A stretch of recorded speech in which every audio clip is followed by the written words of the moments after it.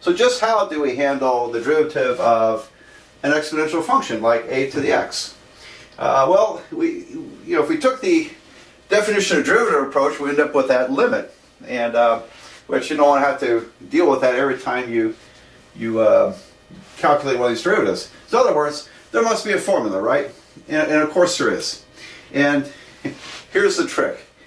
The trick is to write a as e to natural log of a. All right, so now why does that work? All right, for one thing, the e to the x function is the inverse of the natural log function. Natural log x, e to the x are inverse functions. They literally cancel each other. But I can give you a better picture of that if you like. You think about the log. Let's say x is equal to the. Let me try this again. Let's suppose that x is equal to the natural log of a. All right. Now that means that this is the log of a in base e. So natural log is just our shorthand way of writing log a base e. All right. Now this is in logarithmic form. If I convert this to exponential form, the base e raised to this number x equals to a. So e to the x equals to a. Converting to exponent form. And okay, well great. That means, but x is natural log of a. So if I just substitute for x here, I've got e to natural log of a is equal to a. All right, so e natural log of a equals a. It works, doesn't it?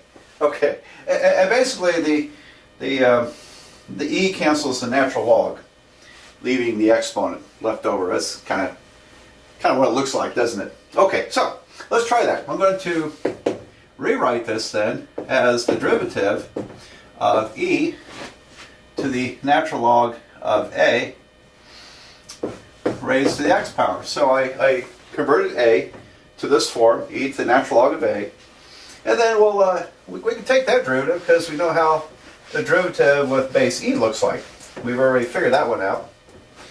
All right, so but this when I remove the parentheses, these exponents multiply, so I have x natural log of a. So this is the derivative of e to the x natural log of a. There we go. All right. So how do you do that? Well, we recopy this function, e to the x natural log of a, and then there's a chain rule step times the derivative with respect of x of the exponent, x natural log of a. Well, derivative of x is 1 and natural log of a is just a constant. I mean, it's not a variable, it's a constant. So I end up with a, no, natural log of a, sorry, times this. But this is my original function, a to the x. So I get a to the x times 1 times natural log of a to the x natural log of a. All right, so let me recopy that as a formula over here. We have a derivative formula. The derivative of a to the x would be a to the x natural log of a. That's it. All right, so that's how that's done. It's just a constant times this function. Constant. And if a was equal to e, it's consistent because the natural log of e is 1.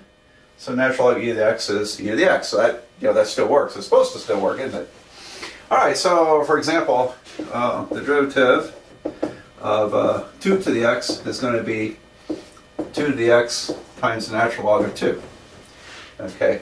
And natural log of 2, by the way, is about 0.693.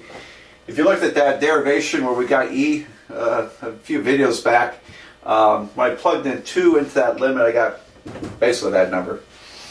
All right, so there you go. And now how often are these used? I got to tell you, in my experience in teaching all this stuff, it's in practice, you wouldn't see this very often. Now you see anything to do with e to the x very frequently, because e to the x is associated with natural growth or natural decay. We'll get into that a little bit later. And you use these in a few areas. For example, the Richter scale for earthquakes is a base 10 logarithmic scale, so powers of 10 are natural there. The decibel system for sound intensity, that's a base 10 logarithmic scale. The pH scale in chemistry, I think, is also a logarithmic scale. So there are a few areas in science where people use exponential functions other than e. And so anyway, so this would not come up very often, but it's there if we need it. And okay, so I'll erase the board. I'll do one more example of this. Okay, here's a derivative of 10 raised to 3x minus 2. And you know, I could write, I could factor out a number out of this. Did you know that? Because 10 to the 3x minus 2 is 10 to the 3x times 10 to the minus 2. You know, when I multiply these together, the same base, I add the exponents, 3x minus 2. And 10 to the minus 2 is 1/100th times 10 to the 3x. So we could literally factor out a constant there if we wanted to. I don't think I will, but we could. If that was kind of important to us, we could do that. Okay. Well, taking the derivative is this easy. It's like taking the derivative of e to a function. I first rewrite the function, 10 to the 3x minus 2. I have to multiply by the derivative of the exponent, because there's a chain rule. And then we also have to multiply by the natural log of 10. How about that?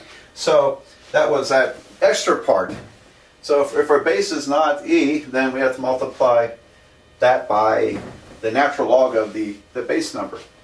All right, so that's 3. And so I end up with 3 natural log of 10 times 10 to the 3x minus 2. There it is. So that's how you do that derivative. Okay, I think I'm going to move on to integrating the exponential functions before we get into the logarithms.